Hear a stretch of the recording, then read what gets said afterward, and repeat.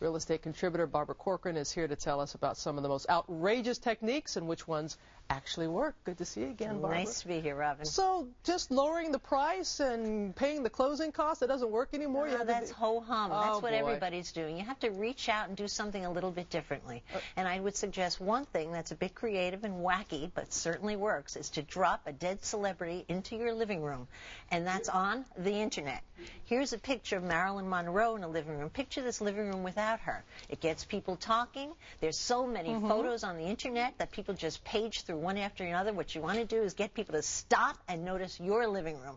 And one way to do it is to drop that celebrity in. And you're not saying that she once lived there. You're not implying that at all, but it does get people talking. That's what you have to do. You're just trying to put a little charisma, something different, so that your living room is different from everybody else's. I've seen some other creative ads. I think I was driving to Connecticut or something, and I could have sworn I saw a billboard that was advertising the sale of a home. An individual home. Right, yeah. Just not a real estate agency, one home. Well, you'd probably have the impression that that cost a ton of money, but the truth is that an average billboard throughout America in a suburban area costs only $380 on average to rent for a whole month. It will cost you another $100 to produce your billboard on the internet. But think about that everyone who drives into that town knows your house is for sale. Yeah. It's a very inexpensive way to go, quite honestly. And if you do want to advertise online, which a lot of people are doing now, there are some ways to be creative there as well, right? Yes, there's a great website that you're probably familiar with called YouTube.com.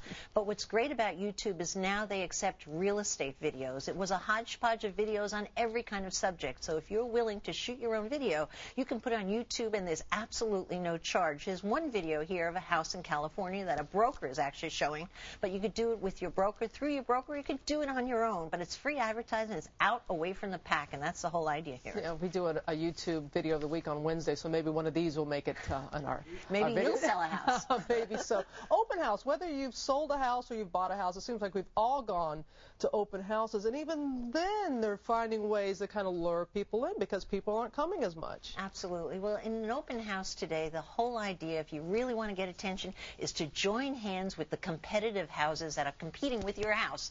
So joining hands, like, for example, there are 4 communities in downtown Detroit where all the sellers, a whole bunch of sellers got together, had the open houses on the same morning. You might think, well, heck, isn't this a competition? No, because it pulls out so many people because of its convenience that a lot more houses get sold. A joint open house is a very smart marketing tactic and one that very few people so far are using. What about this? I saw where somebody had a latte cart. Yes, And it's a gimmick.